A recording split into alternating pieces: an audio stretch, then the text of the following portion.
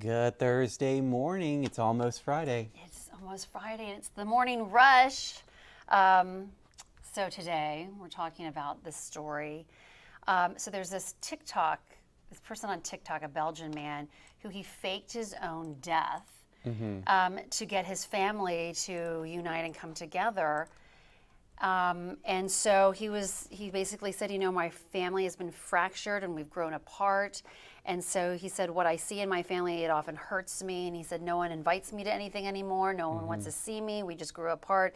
And he feels unappreciated. So that's why he wanted to give them a life lesson to show them you shouldn't wait until someone's dead to meet up with them. So on the surface, I'm like, I get it. But then, that's just... feels really wrong. I get it, but no, that's not okay. I think, as you were saying earlier, I wouldn't talk to the person ever again. Yeah, I feel like it would have the opposite effect because I wouldn't talk to them ever again. No, I'd be so angry. Yeah.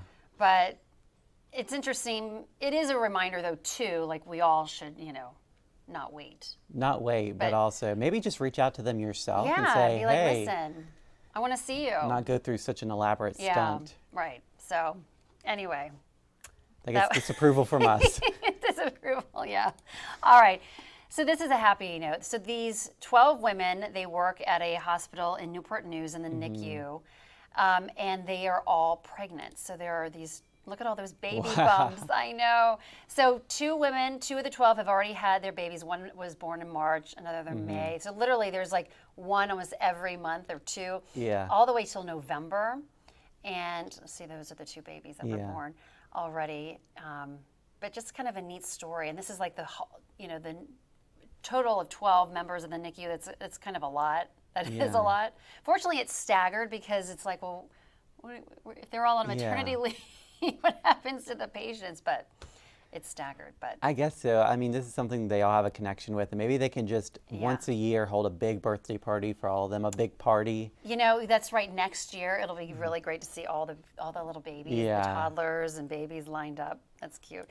And speaking of babies, this is really kind of a bittersweet story. So this is a picture of a swan. It's the dad caring for his babies. The mother died, and so Atticus, it's the name of this swan, stepped in and took over to care for the cygnets, and a photographer, this is in Boston, took these images. But it's just really sweet, and I thought it was kind of nice, especially as we're going into the Father's Day weekend. Dads are wonderful. So, but I just thought that was so, look how they're cuddled. I know, they're cuddled up on. And I've never seen that on their back. I haven't either. And in this one photo, there's one that's just trailing behind. Yeah, there's always the one. There's always the one, isn't there? There's always the one.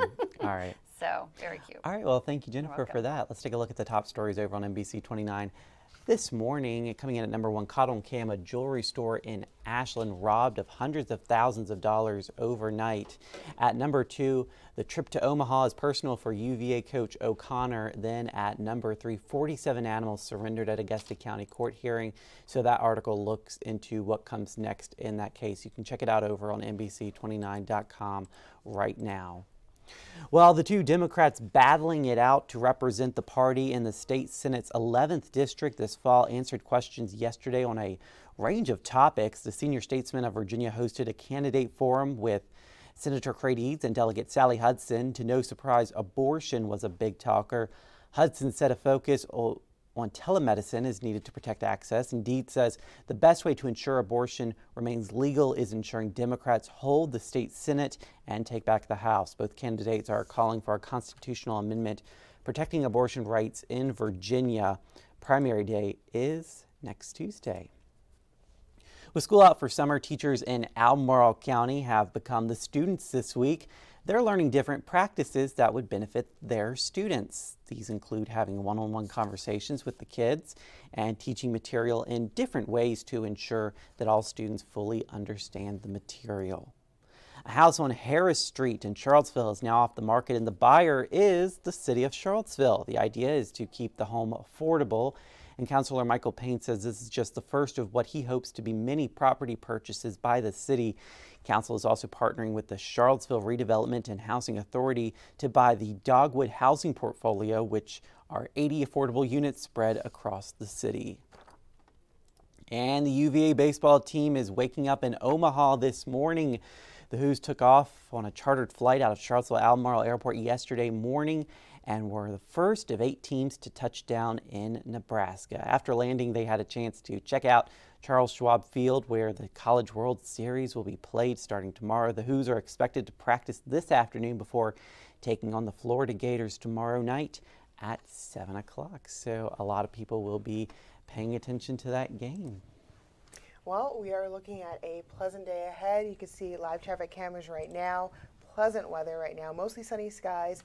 And right now we're sitting a little cooler than yesterday. We're several degrees cooler than this time yesterday, but we will see temperatures making it to the 80s across the region. Yesterday we had temperatures in the upper 70s to low 80s. We'll be in the 80s for the rest of the afternoon.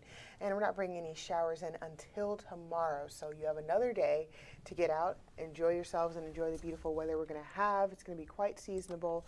Again, tomorrow we're going to bring in showers, a chance for some storms.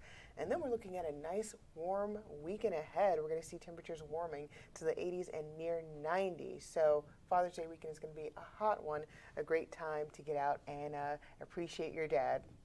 Following that, we're going to be looking at more rain. Yeah, but it's going to be definitely feeling like summer out there. This is a summer weekend. Absolutely. And the first day of summer, that's next Wednesday, isn't it? Yes, it is. It's coming up soon. Although it's not going to feel like that. The way it's looking right now, we'll be getting rain. So. But we need the rain at this point. It's do. been really dry out there. We haven't seen measurable rain in quite a while. A few weeks now, I believe. So yeah, as for tomorrow, we're looking at less than half an inch in rainfall amounts. Again, there's a chance we could see a localized downpour with a thunderstorm, but for the most part, rain amounts are pretty low for tomorrow. Now, as we go into next week, we're looking at a lot more rain on the way. It looks like Monday through Friday, there's a good chance we're going to see rain on those days. So right now it's a little early to tell what we're going to get in terms of amounts and how long we'll be seeing that rain and timing. But we'll be keeping an eye out for it. It should help us out. We're quite dry right now across the region, across Central Virginia. We sure are. Well, looking forward to Friday. It's coming up. We've only got one day left. One day. We'll get through it today. All right. Well, thank you guys for joining us on the Morning Rush. We'll see you again on NBC29 News at noon. And of course, you can always catch us live on NBC29.com or the news and weather apps. You can download them in the Apple Store. Storm Team 29 weather app, yes. Yeah, the Apple Store, the Google Play Store. Google Play Store as well. Yeah, I believe you have an Android, don't you? I do have an Android. So you would know. All right. It's there. Thank you, Dominique. Have a great day, everybody.